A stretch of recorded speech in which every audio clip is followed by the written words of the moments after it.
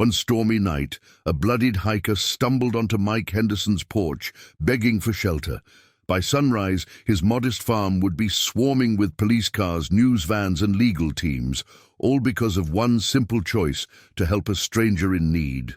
Hi everyone, welcome back to Real Life Heroes. Today's story reminds us that sometimes the smallest acts of kindness can spark the biggest changes. The October sun was setting over Valley Grove Orchard, painting the withered apple trees in hues of amber and gold.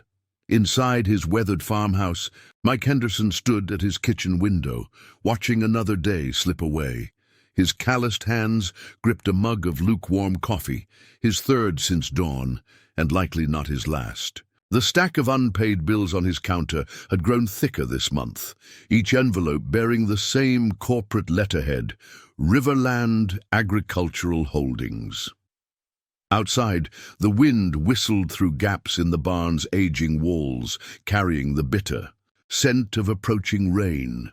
Mike's eyes traced the horizon, where dark clouds gathered, promising another sleepless night of worrying about leaks in the roof he couldn't afford to fix. His gaze fell on the irrigation pond, now barely more than a muddy depression in the earth. The water rights that had sustained his family for generations had been slowly stripped away, sold to the highest bidder by county officials who never set foot on farming soil. Steam rose from a pot of homemade stew on his ancient stovetop, a family recipe passed down from his grandmother. The rich aroma of beef and vegetables filled the small kitchen, a small comfort against the growing chill of autumn. It wasn't much, but after 14 hours of pruning dying trees and patching irrigation lines, it was all he had energy to prepare.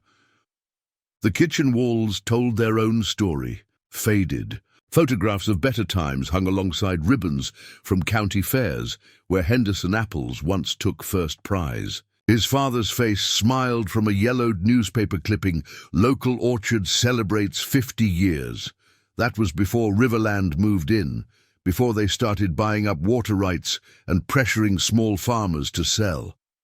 In the corner, an old radio crackled with the evening weather report, competing with the growing howl of wind outside. Mike had positioned it carefully, trying to catch the weak signal through the interference that seemed to worsen with each passing storm. The forecaster's voice faded in and out, warning of severe weather approaching the valley. These broadcasts were his lifeline now, since Riverland had taken control of the local water authority. Weather predictions had become crucial for planning his meager irrigation schedule. His grandmother's antique clock ticked steadily on the wall, its brass pendulum swinging in the dim light. 6:30. Usually by this time, neighboring farms would be lighting up for the evening, creating a constellation of warm windows across the valley. But most of those lights had gone dark over the past year, one by one, as his neighbors succumbed to Riverland's pressure tactics and generous buyout offers. Mike stirred the stew mechanically, his mind wandering to tomorrow's challenges. The ancient irrigation pump needed parts he couldn't source, and 3 more trees had shown signs of drought stress. The forecast promised rain tonight, but these days that felt more like a threat than a blessing. Without proper drainage, another repair he couldn't afford. Heavy rain would only damage his remaining healthy trees. The kitchen counter told the story of his struggles in paper form. Beneath the stack of bills lay a torn envelope containing his latest rejection from the Valley Agricultural Bank. They'd been kind about it, at least. The loan officer, Tom, had known Mike's family for decades. But kindness didn't change the facts. No bank would risk lending to a small farmer fighting against Riverland's corporate machine. A sudden gust rattled the windows, making the old house groan in protest. Mike pulled his worn flannel jacket tighter and moved to check the weather radio. The static-filled voice warned of an approaching storm system, predicting heavy rainfall and possible flooding in the valley. He'd have to secure the equipment in the barn before it hit.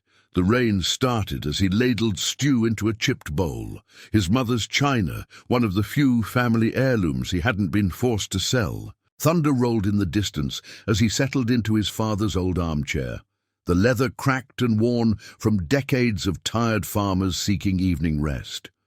On the side table, beneath a stack of overdue notices, lay the latest letter from Riverland's legal team. Their generous offer to buy his land hadn't changed, but the threats veiled in corporate jargon had grown more explicit. They'd already cut off his access to the valley's main water supply, claiming infrastructure upgrades that never seemed to benefit the small farmers. The storm's intensity grew, rain now drumming against the tin roof like artillery fire. Mike's spoon scraped the bottom of his bowl as lightning illuminated the kitchen in stark bursts. The old house creaked and shuddered, each gust of wind a reminder of its vulnerability. In moments like these, the solitude of farm life felt less like independence and more like isolation. The sudden pounding at his door cut through the storm's chaos. Mike froze, spoon halfway to his mouth, straining to hear over the rain. Nobody visited Valley Grove these days, not since the access road had fallen into disrepair. The knocking came again, more desperate this time. Mike stood from his chair, muscles tensing at the unexpected visitor. His hand instinctively reached for the old baseball bat propped in the corner, a habit born from too many late-night encounters with Riverland's representatives. Lightning flashed again, illuminating the kitchen in stark white as he approached. The door. The pounding continued, more urgent now. Through the rain-streaked window, Mike could make out a dark figure swaying on his porch. Something about their posture seemed wrong, unsteady, desperate. "Who's there?" Mike called out, his voice barely carrying over the storm. "Please." The response was weak, almost lost in a crack of thunder. "I need help." Mike hesitated, his hand hovering over the door handle. In the valley nowadays, trust was as scarce as water.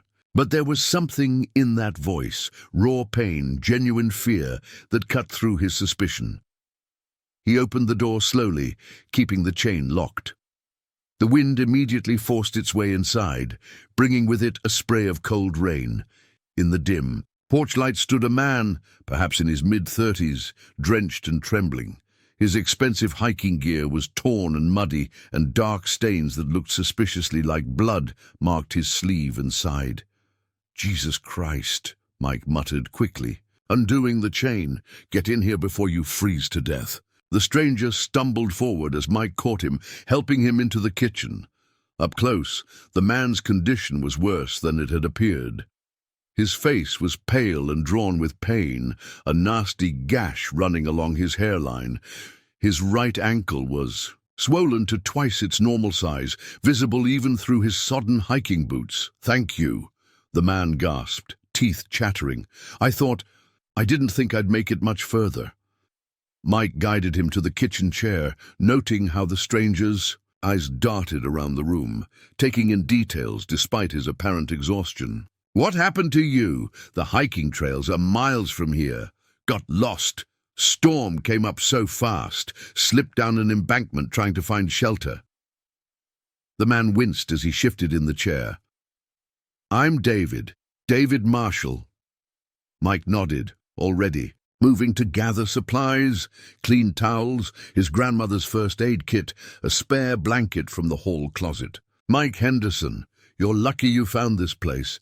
Not many folks left out here these days." David accepted the towel gratefully, dabbing at his face.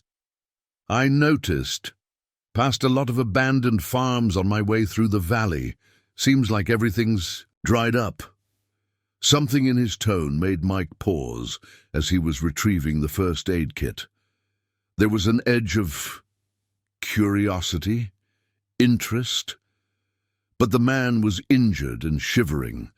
Now wasn't the time for suspicion. "Hold still," Mike instructed, cleaning the cut on David's forehead. "This needs stitches, but this butterfly bandage will have to do for now. The nearest hospital's 40 minutes away, and these roads aren't safe in weather like this." David hissed in pain, but remained still as Mike worked. "You seem practiced at this."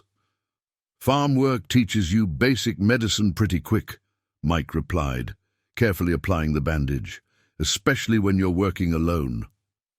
Lightning flashed again, and David's gaze was drawn to the stack of papers on the counter. Mike shifted slightly, casually blocking the view, but he'd seen the flicker of recognition in David's eyes at the Riverland letterhead.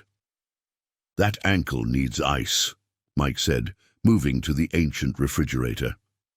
"And you should get out of those wet clothes before you catch your death. I've got some spare clothes that might fit."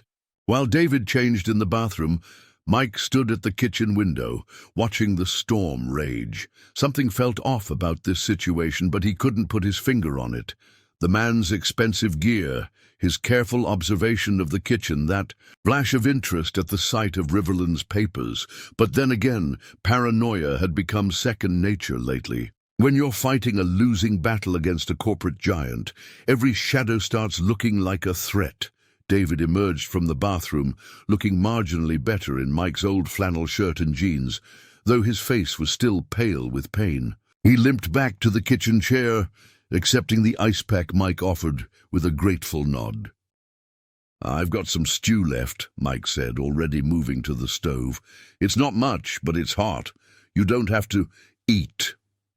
Mike's tone brooked no argument as he placed a bowl of stew and a chunk of homemade bread in front of David. "Then you can tell me what really brought you out to this part of the valley." David's spoon paused halfway to his mouth. "I told you I was hiking." "The nearest trail is 15 miles away," Mike interrupted, settling into the chair across from him. "And those boots? They're new, expensive, not broken in enough for serious hiking. So either you're very foolish or you had a reason for being out here." A long moment of silence stretched between them, broken only by the continuing rumble of thunder. David set his spoon down slowly, meeting Mike's steady gaze. "You're more observant than they give you credit for," he said finally, his voice taking on a different quality. "Less scared hiker, more something else." Mike's hand tightened on his coffee mug. "Who's they?" But before David could answer, a flash of lightning illuminated the kitchen, and in that brief moment, Mike caught sight of something protruding from the pocket of David's discarded hiking jacket, the corner of what looked like a press badge. The kitchen fell silent, save for the relentless drumming of rain on the roof. Mike rose slowly from his chair, his earlier compassion hardening into something more guarded. His voice, when it came, was as cold as the storm outside. "A reporter." "Of course." He moved to the hiking jacket, pulling out the press badge before David could stop him. "David Marshall, investigative journalist, Valley Times." His laugh was bitter. "Let me guess, Riverland sent you?" David straightened in his chair, wincing at the movement but maintaining eye contact. "Actually, I'm here to help you take them." Down." Mike tossed the badge onto the table between them. "Right, like the last 3 reporters who came sniffing around, the ones who buried the story after Riverland's lawyers got involved." "I'm not like them," David said, his voice steady despite his injuries. "I've been tracking Riverland's activities for the past 18 months. Valley Grove isn't their first target, but I aim to make it their last." Lightning flashed again, illuminating the determination in David's eyes. Mike studied him carefully, noting how the man's professional demeanor had replaced his earlier vulnerability, though the pain in his expression was still genuine. "The fall wasn't an accident, was it?" Mike asked finally. "You were investigating something on my property." David nodded slowly. "I received a tip about unauthorized water diversion equipment installed on the north end of your land. I was documenting it when Riverland's security caught me. The storm provided cover for my escape, but—" He gestured to his injuries. "They were more aggressive than I anticipated." Mike sank back into his chair, running a hand through his graying hair. "Those pipes showed up 3 months ago. Company claimed they were part of the infrastructure upgrades. When I questioned it, they threatened to call in my overdue payments." "They're stealing your water," David said bluntly. "And not just yours. I've uncovered evidence of similar installations across 4 counties. They're systematically draining small farms, forcing foreclosures, then buying the land for pennies. On the dollar. The rain seemed to grow louder as Mike processed this information. He stood abruptly, moving to a cabinet above the refrigerator. Reaching behind old canning jars, he pulled out a bottle of whiskey and 2 glasses. "You're going to need to tell me everything," he said, pouring 2 generous measures. "But first, those injuries, they're not just from a fall, are they?" David accepted the glass, taking a small sip before responding. Riverland's security team isn't known for their gentle touch, but they didn't realize I was wearing a body camera. Everything they did, every threat they made, it's all recorded. Mike leaned forward, his voice dropping despite their solitude. "And you have proof? Real, concrete evidence of their illegal activities?" "Better," David replied, reaching carefully into his boot. He withdrew a small, waterproof USB drive. "I have their internal documents, financial records, emails discussing their acquisition strategy, everything we need to expose their entire operation." For the first time in months, Mike felt a flicker of hope. But experience had taught him hope was dangerous. "Why should I trust you? This could be another setup.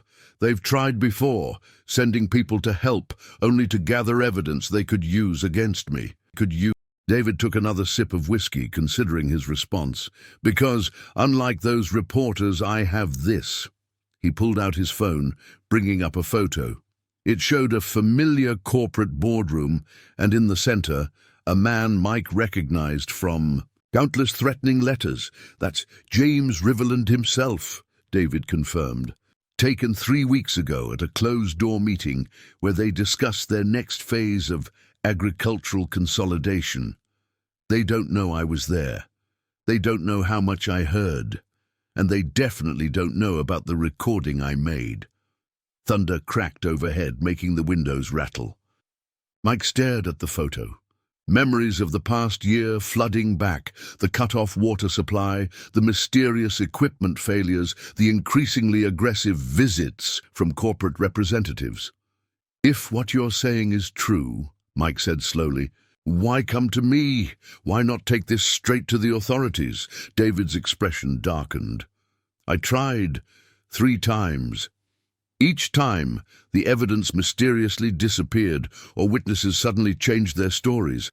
Riverland has deep pockets and deeper connections, but they made a mistake here in Valley Grove." "What mistake?" "They got greedy. The water diversion system on your land? It's illegal under federal law. No amount of local corruption can protect them from that. But I need your help, your testimony, your documentation of their harassment, everything you've got, combined." "With my evidence?" Mike stood, moving to the window. The storm was beginning to ease, but the darkness beyond his porch seemed to hold new threats. If David was telling the truth, this could be his chance to save not just his farm, but all the remaining independent farmers in the valley. If he was lying, "There's more," David said quietly. "Tomorrow morning, Riverland is sending a team to inspect your irrigation system. What they're really doing is planting evidence, contaminated soil samples, falsified water quality reports. They're going to use environmental violations to force an immediate seizure of your property." Mike's hand tightened on his glass. "How? Can you be sure?" "Because I have the work order." David pulled another document from his phone, signed by James Riverland himself. "They're getting desperate, Mike. You're the last holdout in this sector, and their investors are getting impatient." The whiskey burned in Mike's throat as he considered his options. Everything he'd worked for, everything his family had built, over generations, hung in the balance. But if there was even a chance, Mike set his glass down with quiet determination. "Show me everything you've got." Over the next hour, as the storm gradually subsided to a steady rain, David laid out his investigation. His laptop, protected in a waterproof case, contained months of surveillance photos, recorded conversations, and internal documents, all painting a damning picture of Riverland's operations. See these signatures? David pointed to a series of documents. They're systematically falsifying water quality reports. The real data shows contamination levels well within legal limits, but they're doctored versions. He pulled up another file. They're using these false reports to pressure farmers into selling.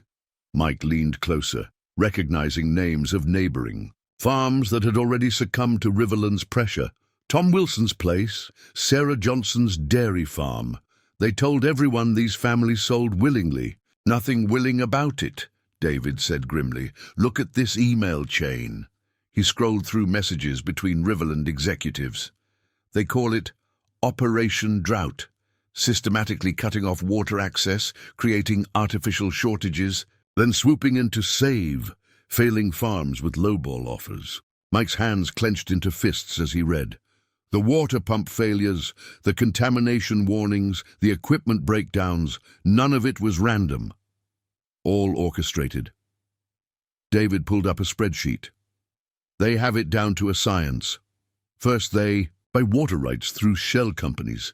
Then they install illegal diversion equipment like what I found on your land. When farms start struggling, their agricultural consultants show up offering help, but really, they're just gathering intelligence, looking for vulnerabilities. The kitchen grew quiet as Mike absorbed this information. Outside, the wind had died down, leaving only the soft patter of rain. The old house creaked and settled, its familiar sounds now seeming somehow sinister. There's more, David continued, his voice dropping lower. Remember the county commissioner who approved their water rights purchases? Here's his offshore bank account statements. The environmental inspector who certified their impact studies. His kids suddenly got full scholarships to prestigious universities. Mike stood abruptly, pacing the worn floorboards. All this evidence. Why hasn't anyone stopped them? Local media won't touch it. Riverland owns too many advertising contracts. State regulators are overwhelmed and underfunded. And federal agencies. David grimaced. Let's just say Riverland has friends in high places. So why help us now? What's different? David closed his laptop, meeting Mike's gaze. Because they made 3 crucial mistakes. First, they got sloppy, left too many paper trails. Second, they underestimated how many people inside their organization are sick of their tactics. I have whistleblowers ready to testify. And the third mistake? They picked the wrong target. David gestured to the kitchen walls, to the generations of family photos. Most corporate raiders see places like Valley Grove as just numbers on a spreadsheet. They didn't count on someone like you holding out long enough for the truth to catch up with them. Mike returned to his chair, studying the steam rising from his coffee cup. Even with all this evidence, they're powerful, connected. What makes you think we can win? Because we're not fighting alone. David reached for his phone again, pulling up a series of messages. I've got a team ready to move. Federal prosecutors who specialize in environmental crime, water rights attorneys, even former Riverland employees willing to testify. All we needed was one solid case to build around. One farmer with enough documentation of their tactics, enough resilience to withstand their pressure. And you think that's me? I know it is. Your detailed records of their harassment, the physical evidence of their water theft on your land, combined with my investigation. David leaned forward intently. This isn't just about saving your farm anymore, Mike. This is about stopping them before they destroy every independent farmer in the region. Thunder rumbled in the distance, a final echo of the passing storm. Mike stood again, moving to the window. The rain had softened to a gentle drizzle, and through breaks in the clouds, stars were beginning to emerge. If we do this, he said slowly, there's no going back. They'll come at us with everything they have. They will, David agreed, but this time we'll be ready. I've arranged for legal protection, restraining orders, injunctions, everything we need to shield you while we build the case. And once the story breaks, they'll try to bury it. They'll try, but I've got arrangements with 3 national news networks and 2 major newspapers. When this hits, it hits everywhere at once. No killing the story, no buying silence, no making it disappear." Mike turned from the window, his expression hardened with resolve. "What do you need from me?" "Everything you've got. Every letter, every threat, every suspicious equipment failure. We document it all tonight, because tomorrow morning, when their team shows up to plant that evidence, we'll be waiting for them," Mike finished, a grim smile forming. With witnesses, the night passed in a blur of activity. Mike and David worked methodically through decades of farm records, organizing evidence of Riverland's systematic harassment. Spread across the kitchen table, illuminated by the old overhead light, lay the paper trail of a family farm's struggle for survival. "These water usage reports," David muttered, examining a stack of documents. "They show a clear pattern. Every time Riverland installed new infrastructure, your available water supply dropped by exactly 30%. Mike nodded, rifling through a box of maintenance records. "And here, equipment failures always happened right before their representatives showed up with generous offers to buy the land. The old kitchen clock ticked steadily toward dawn as they built their case. David's laptop screen flickered with growing evidence, photographs of illegal water diversion equipment, recorded conversations with corrupt officials, internal emails discussing strategic acquisition targets. "Look at this," Mike said suddenly, pulling out a faded envelope. "Letters from other farmers who sold to Riverland. They wanted me to know what was happening, but were too scared to speak publicly." He spread the letters across the table. "Some of them, they lost everything, generations of family history gone overnight." David carefully photographed each letter, his camera clicking softly in the quiet kitchen. "These testimonies are crucial. They establish a pattern of behavior, show this wasn't just isolated incidents." Around 3 in the morning, Mike brewed another pot of coffee. The aroma filled the kitchen, mixing with the lingering scent of rain from the open window. As he poured 2 cups, David's phone buzzed with an incoming message. "It's my team," he said, scanning the text. "They're in position. Federal agents are standing by, waiting for Riverland's crew to make their move. The moment they try to plant that false evidence, they'll be caught red-handed," Mike finished, a grim satisfaction in his voice. He paused, staring into his coffee cup. "All these years I thought I was fighting alone. Thought maybe I was crazy, seeing conspiracy where there was just bad luck." David set down his phone, his expression serious. "That's exactly what they wanted you to think. Isolation is their weapon, making each farmer feel like they're the only one struggling, the only one seeing the pattern." Outside, the first hints of dawn began to lighten the eastern sky. Mike moved to the window, watching as his orchard emerged from darkness. The apple trees stood like silent sentinels, their branches still dripping from the night's rain. "Those trees," he said quietly, "they were saplings when my grandfather planted them. He used to say good land was a trust, passed down through generations, not just property to be bought and sold, but a living heritage." David joined him at the window, his camera capturing the emerging dawn. That's what Riverland never understood. They see resources to be exploited. We see communities to be preserved. The sound of distant vehicles broke the morning stillness. Mike tensed, recognizing the distinctive rumble of heavy trucks on the access road. "Right on schedule," David murmured, checking his phone. "Riverland's team coming to plant their evidence. My people are in position, cameras rolling, federal agents waiting." He turned to Mike. "Are you ready for this?" Mike straightened his shoulders, years of weariness and worry settling into determination. Been ready for years. Just didn't have the weapons to fight back until now. They watched as multiple sets of headlights appeared through the morning mist. First came Riverland's trucks, 3 of them, loaded with equipment and what they assumed were the falsified soil samples. Behind them, invisible in the grey dawn, Federal agents and David's team waited to spring the trap. "Remember," David said softly, "let them make the first move.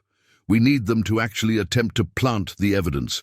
My body camera is running, and we have multiple angles covered. Everything they do, every word they say, will be documented." Mike nodded, his hand unconsciously touching the stack of evidence they'd compiled through the night.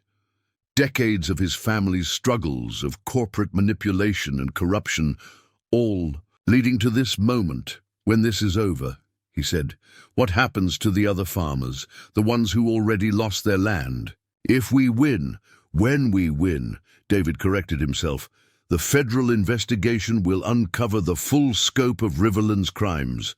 Illegal land acquisitions can be reversed, water rights restored. It won't be easy, but there are precedents." The trucks were getting closer now, their headlights cutting through the lingering mist. Mike could make out figures in the lead vehicle, men in corporate uniforms, carrying testing equipment and sample containers. "Here we go," David whispered, his camera at the ready. "Once they start their inspection, my team moves in. Federal agents will secure the scene and prevent any evidence from being destroyed. News crews are standing by.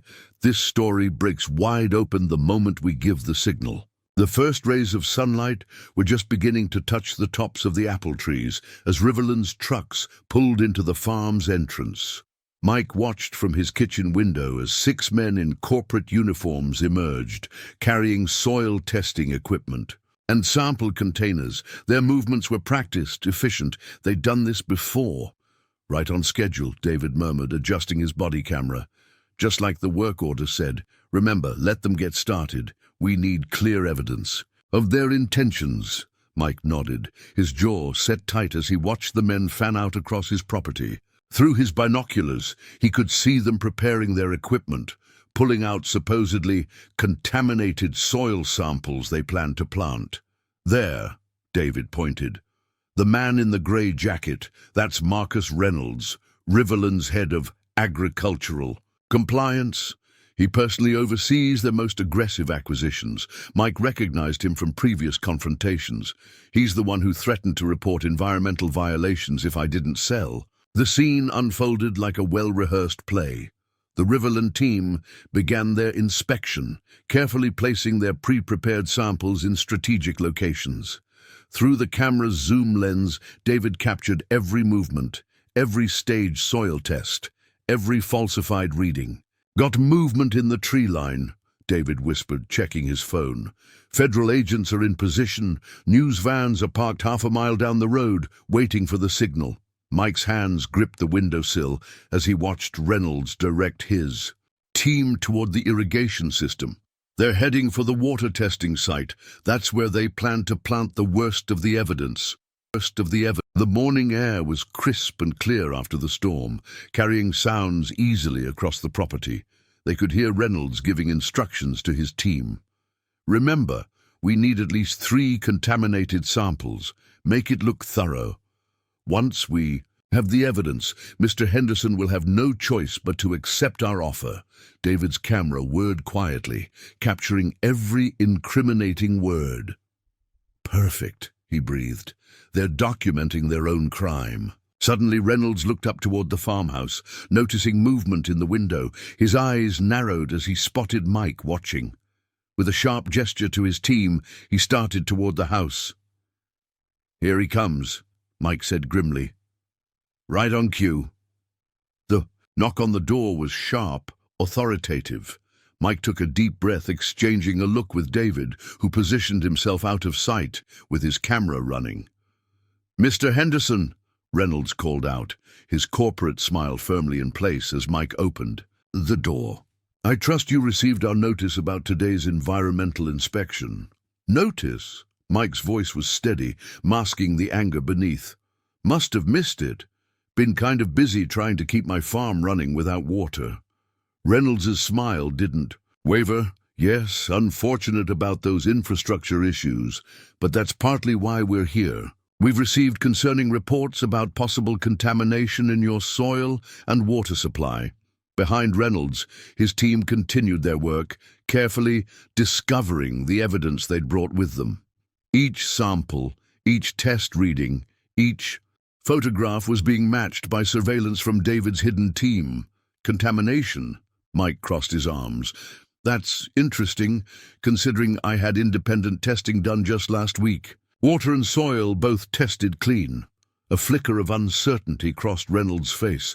Our preliminary findings suggest otherwise. In fact, given the severity of the potential violations, we may need to recommend immediate closure of your operation. Unless? Mike prompted, knowing what came next. Well, Reynolds adjusted his tie. Riverland remains interested in acquiring your property. Given these environmental concerns, we're still willing to offer a generous settlement. From his hidden position, David continued filming, capturing every word of the attempted extortion. His phone buzzed silently, the signal that everyone was in position. "Before you finish that thought," Mike said, his voice taking on a new strength, "there's something you should know." As if on cue, vehicles emerged from every access point to the farm. Federal agents in tactical gear moved swiftly to secure the scene. News vans appeared on the horizon, cameras already rolling. The look of confusion on Reynolds' face shifted to shock as he realized they'd walked into a trap. "Marcus Reynolds," a federal agent announced, approaching with badge displayed. "You and your team are being detained on suspicion of attempted evidence tampering, environmental fraud, and conspiracy to commit extortion." The scene erupted into controlled chaos. Reynolds' team scrambled to dispose of their falsified samples, but federal agents were already collecting everything as evidence. News crews rushed forward, cameras capturing the corporate giant's schemes exposed in broad daylight. David emerged. From the house, press credentials displayed, his camera still rolling. "Mr. Reynolds," he called out, "care to comment on Operation Drought? Or should we discuss the offshore accounts where you've been hiding payments to local officials?" Reynolds stood frozen, his corporate composure crumbling as federal agents began reading him his rights. Around him, his team was being detained, their equipment and falsified samples carefully documented and sealed as evidence. The morning sun now illuminated the entire scene, as if nature itself wanted to shed light on years of corruption. "This is all a misunderstanding," Reynolds attempted, his voice losing its authoritative edge. "We're conducting a routine environmental inspection." "Save it for your lawyers," the lead federal agent cut in. "We have your internal emails, the falsified test results, and testimony from 3 of your former employees about Operation Drought." Mike watched from his porch as the operation unfolded. News crews were setting up their equipment, preparing for live broadcasts. More vehicles were arriving. State environmental officials, water rights attorneys, even a few familiar faces from neighboring farms who'd lost their land to Riverland schemes. David worked the scene professionally, his camera capturing every detail. "Mr. Reynolds," he called out again, "would you care to explain why soil samples in your truck exactly match the contaminated readings you've been finding on other farms? Or should we discuss the pattern of water rights violations documented in your own company emails?" Reynolds remained silent, but his face had gone pale. Behind him, one of his team members was already talking to federal agents, clearly eager to make a deal. "Mike," David turned to him, "would you like to make a statement about Riverland's attempts to force you off your land?" Stepping forward into the morning light, Mike felt the weight of generations of farmers behind him. "This land has been in my family for over a century. We've weathered droughts, floods, and hard times, but we've never faced anything like Riverland's tactics. They didn't just try to buy our farms, they tried to destroy our way of life." More cameras turned toward him as he continued, his voice growing stronger. "They cut off our water, falsified environmental reports, and threatened our livelihoods. But today, the truth comes out. This isn't just about my farm. It's about every family farmer who's been bullied, threatened, or forced to sell by corporate giants who care more about profits than people. State police cars began arriving, followed by more news vans. The story was spreading rapidly. David's phone buzzed continuously with updates from his network contacts. Major networks were picking up the story. Financial news outlets were reporting drops in Riverland's stock price, and social media was exploding with support for the farmers. "We're getting reports," David announced, checking his messages, "of similar raids at Riverland offices across 3 states. Federal agents are seizing documents related to water rights violations and land acquisition fraud. This is bigger than we initially thought."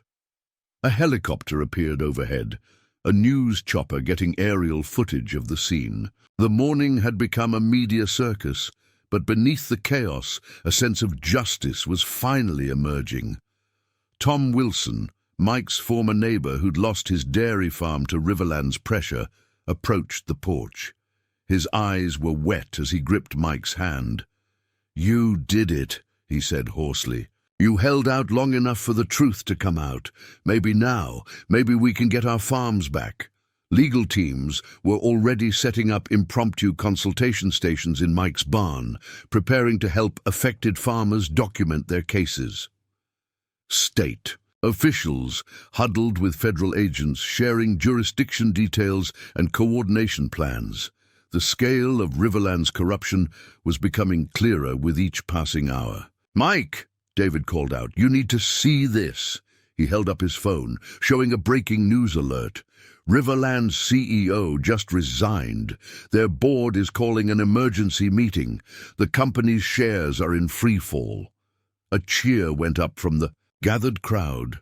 Reynolds, still in handcuffs, was being led to a waiting police car, his corporate authority now as wilted as crops in a drought. The morning sun had fully risen now, casting long shadows across the orchard. Mike's apple trees, which had endured so much, seemed to stand taller in the golden light. The immediate crisis was over, but he knew this was just the beginning of a longer fight for justice. The following days unfolded like a whirlwind. Mike's farmhouse became the unofficial headquarters for what the media was calling the Valley Grove investigation. Lawyers worked from his kitchen table, federal agents conducted interviews in the barn, and a steady stream of farmers arrived to share their stories of Riverland's tactics.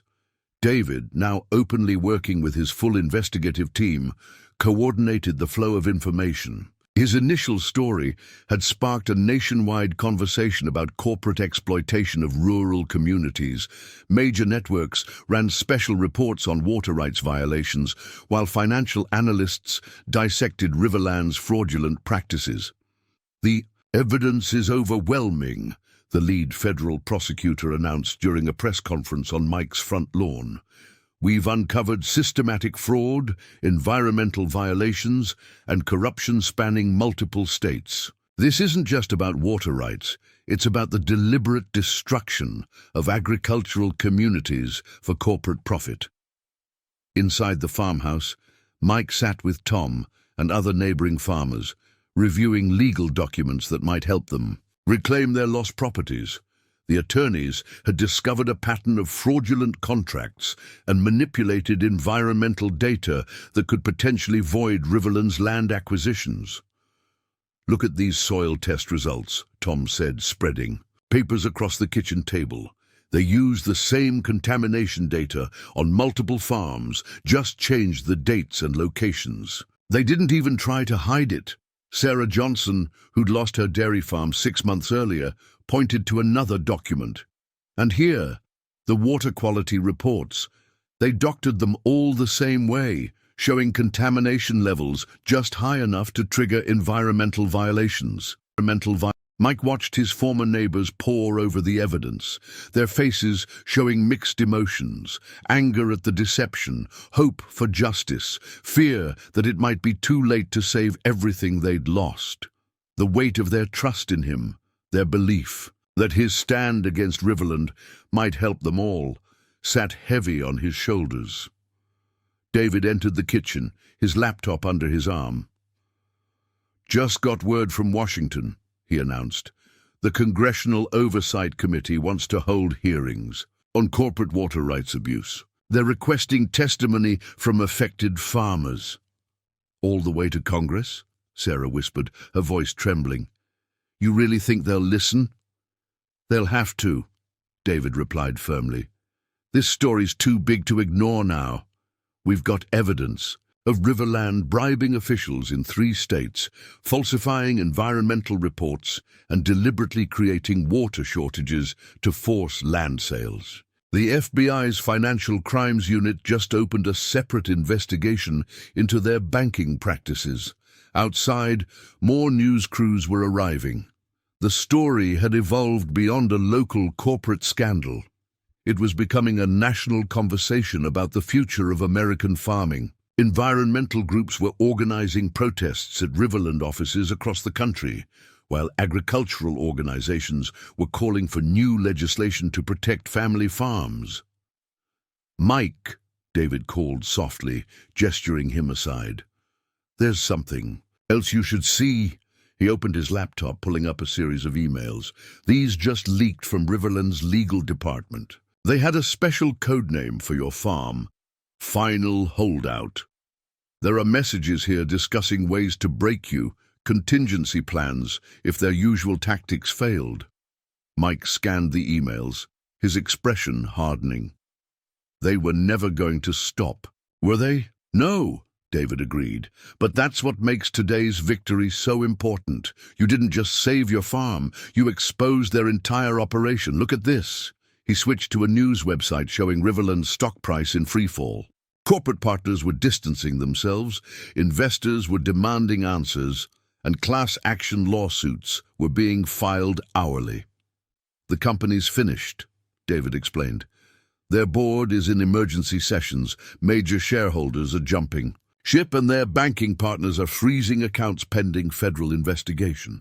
Everything they built through corruption and intimidation is crumbling." A commotion outside drew their attention. Through the window, they could see Reynolds and other Riverland executives being led to police cars, their corporate arrogance replaced by grim resignation. Federal agents carried boxes of documents from their vehicles, more evidence for the growing case. Weeks passed, and the impact of the Valley Grove investigation continued to ripple outward. Mike's farm had become a symbol of resistance against corporate exploitation, drawing visitors from across the country. Farmers, activists, and journalists came to see the place where Riverland's empire began to crumble. In his kitchen, now serving as an impromptu community center, Mike hosted daily meetings with lawyers and advocacy groups. The legal battle was intensifying, but this time, the odds were in their favor. "The federal court just approved our class action lawsuit," announced Maria Torres, the lead attorney representing the affected farmers. "Every family that lost land to Riverland schemes can join. The evidence is overwhelming. Falsified environmental reports, manipulated water rights, coerced sales. We're not just talking about compensation, we're fighting for full property restoration." David, who had remained at Valley Grove to document the ongoing story, was updating his investigation board. Strings connected photos, documents, and testimonies, revealing the full scope of Riverland's operations. The web of corruption stretched far beyond what anyone had initially suspected, implicating government officials, environmental regulators, and banking executives. "The domino effect is staggering," he explained, pointing to recent headlines. 3 state water boards have resigned. 2 senators are under federal investigation. Environmental protection agencies are overhauling their oversight procedures. This isn't just about taking down one corrupt corporation. It's reshaping how we protect rural communities. Outside, the orchard was showing signs of recovery. With Riverland's illegal water diversions removed, the irrigation system was functioning properly for the first time in years. The apple trees, resilient despite years of manufactured drought, were beginning to flourish. New growth appeared on branches that had seemed dead, a living metaphor for the community's revival. Mike spent his mornings tending to the trees, remembering his grandfather's words about being a steward of the land. The work felt different now. Each pruned branch and repaired irrigation line was an act of restoration, not just survival. Tom Wilson, who had become a key organizer in the farmers' resistance movement, burst into the kitchen with breaking news. "They've frozen Riverland's assets.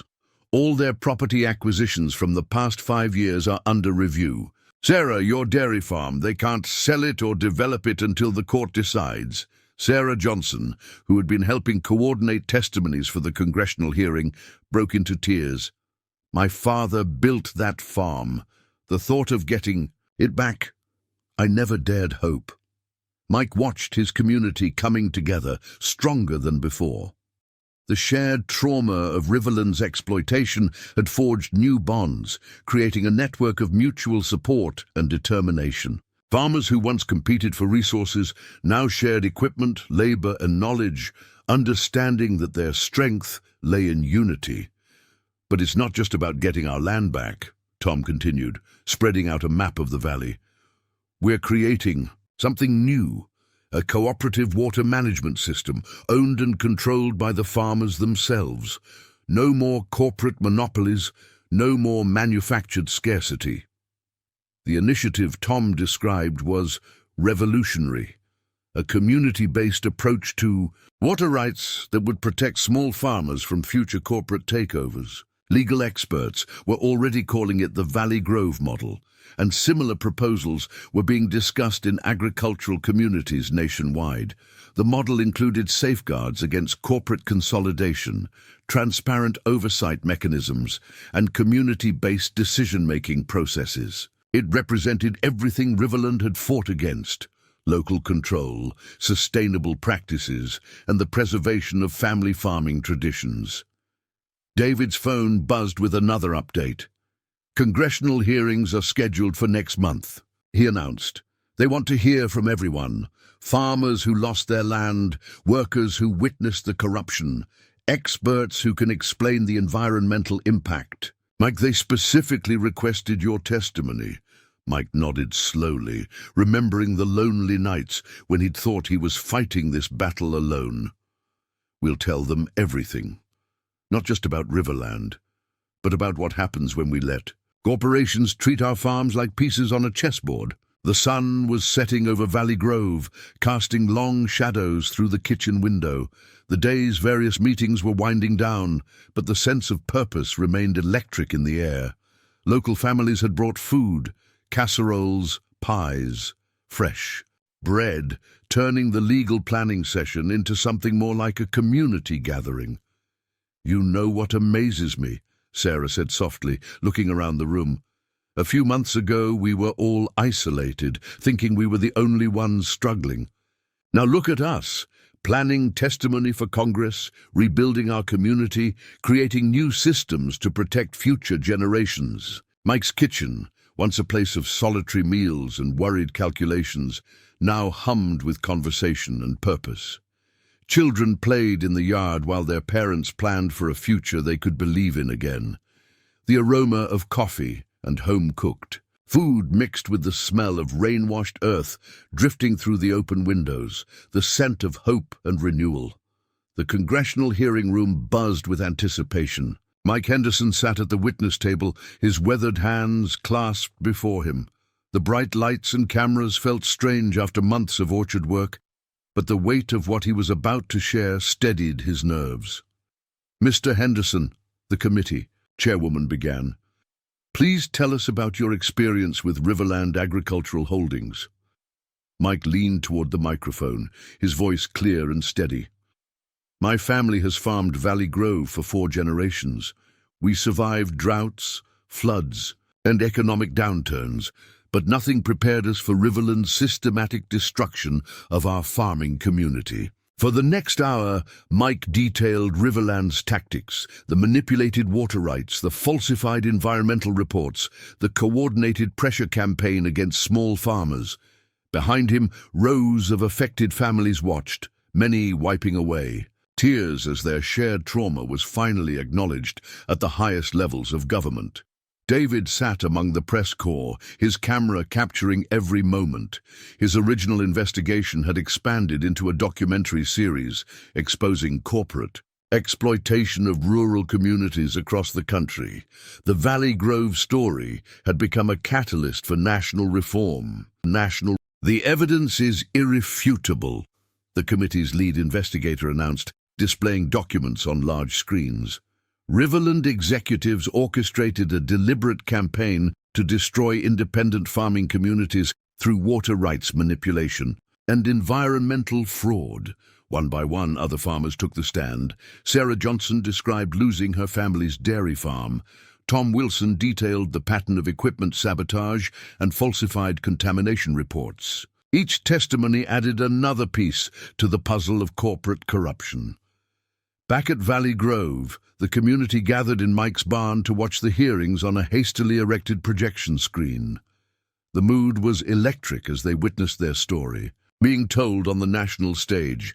"Look at their faces," Maria Torres commented, watching the committee members' reactions. They finally understand what's happening to rural America. The hearing's impact was immediate. By evening, news networks were running special reports on corporate agriculture's threat to family farms. Social media exploded with support for the Valley Grove farmers. Calls for reform echoed across political lines. Mike's testimony had particularly resonated. "This isn't about one company or one valley. It's about whether we'll let corporations destroy generations of agricultural heritage for quarterly profits. It's about whether we believe family farms matter to America's future." A month after the hearings, significant changes were already underway. The Justice Department launched a nationwide investigation into corporate water rights abuse.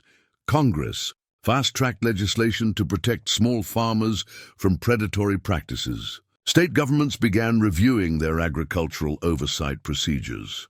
At Valley Grove, the transformation was visible. The illegal water diversion equipment had been removed, allowing natural flow to return to the valley. Mike's orchard was recovering, new growth appearing on trees that had seemed lost to manufactured drought. David's documentary premiered to critical acclaim, drawing attention to similar struggles across rural America. But more importantly, it highlighted the Valley Grove model, the community's innovative approach to protecting agricultural resources.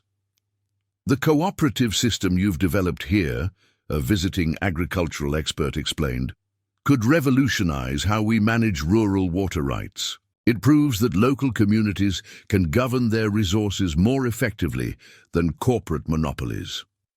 The Valley Grove story became a case study in agricultural sustainability and community resilience.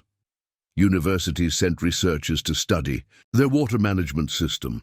Environmental groups cited their experience in campaigns against corporate land grabs. Other farming communities sought their advice on organizing resistance.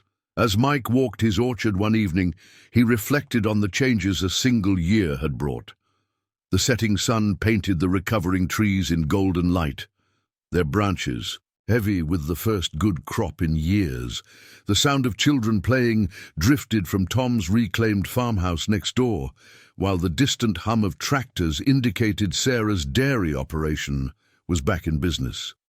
The congressional hearings had marked a turning point, but the real victory was in the valley's revival. Families had reclaimed their land, communities had reunited, and a new generation of farmers was learning to protect their heritage.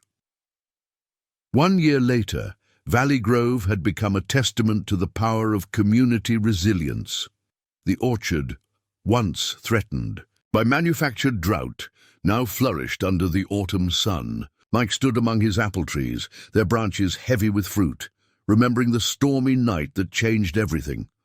David's documentary had won multiple awards and sparked a national conversation about corporate exploitation of rural communities. But more importantly, it had inspired action. The Valley Grove Act, as it was now known, had passed with bipartisan support, establishing strict regulations on corporate water rights acquisitions and protecting family farms from predatory practices. "You should have seen Riverland's executives at the sentencing," David said, joining Mike in the orchard. He'd returned to Valley Grove to film a follow-up piece about the community's recovery. Reynolds got 15 years, the CEO got 20. The judge made them personally liable for damages to affected farms. Mike nodded, picking a ripe apple and polishing it on his shirt. "The money helps, but this is what matters." He gestured to the thriving orchard. "The land recovering, families returning, community rebuilding. The Valley Grove Cooperative, born from their struggle, had become a model for agricultural communities nationwide. Their water management system, designed to prevent corporate monopolies, was being studied and replicated across the country. Small farmers were organizing, sharing resources, and standing together against corporate pressure. Sarah's dairy farm was operating at full capacity again, her father's innovative milking parlor restored and modernized. Tom had replanted his fields, introducing sustainable practices he'd learned from other recovered farms. New families had moved to the valley, drawn by the promise of protected water rights and community support. "Remember that night?" Mike asked, leading David toward the farmhouse. "When you showed up injured on my porch?" David laughed, touching the faint scar on his forehead. "Best accident of my career, though those Riverland security guards weren't exactly gentle about throwing me down that embankment." Inside the kitchen, now restored to its original purpose after months of serving as a legal headquarters, photos told the story of the past year. News clippings about the congressional hearings shared wall space with pictures of reunited farming and families. A framed copy of the Valley Grove Act hung beside Mike's grandfather's original deed. "The latest numbers came in," David said, pulling out his tablet. "Nationwide, corporate land grabs are down 70%. Small farm bankruptcies have dropped by half. The Valley Grove model is being implemented in 12 states, with more pending." But the real victory was visible through the kitchen window. Children played in the restored community park, while their parents gathered for the weekly farmers' market. The irrigation pond, now properly managed, reflected the autumn sky. The sound of tractors and farm equipment mixed with laughter and conversation, the soundtrack of a thriving rural community. "We're not just surviving anymore," Mike said, pouring 2 cups of coffee. "We're growing, innovating, showing the world that family farms aren't relics of the past." The Valley Grove story had become required reading in agricultural policy courses. Environmental groups cited it as proof that local communities could manage resources better than corporations. But most importantly, it had given hope to other farming communities facing similar struggles. "You know what still amazes me?" David said, following Mike onto the porch. "One act of kindness, helping a stranger on a stormy night, started all this." Mike smiled, watching the sunset paint his orchard in shades of gold. "My grandfather used to say that good land was a trust, passed down through generations. But it's more than that. It's about community, about standing together when the storm hits." A group of local kids ran past, carrying baskets of freshly picked apples. They waved to Mike, the next generation of Valley Grove farmers, growing up understanding the value of their heritage and the importance of protecting it. The evening light caught the new sign at the farm's entrance. Valley Grove Heritage Orchard. Dated 1923, protected by the Valley Grove Act of 2025. Below it, a smaller plaque read, "Where one farmer's stand against corporate greed inspired a nation." "The story's not over," David said, readying his camera for one final shot. "Other communities are fighting similar battles. They're reaching out, asking for help implementing the Valley Grove model." Mike nodded, understanding that their victory had created a responsibility to help others. "Then we'll help them. Because that's what community means. Standing together, sharing knowledge, protecting what matters. And so, Valley Grove continues to thrive, a living testament to the power of kindness, courage, and community. The orchards bloom each spring, the farms prosper, and the waters flow freely, protected by laws born from one farmer's refusal to give up and one stranger's decision to help expose the truth. Remember this story the next time someone tells you one person can't make a difference. Remember Valley Grove when they say the little guy can't win. Because sometimes all it takes is one act of kindness to start a revolution. If this story moved you, don't forget to like, subscribe, and share it with others. Together, we can ensure that stories of courage and community continue to inspire change.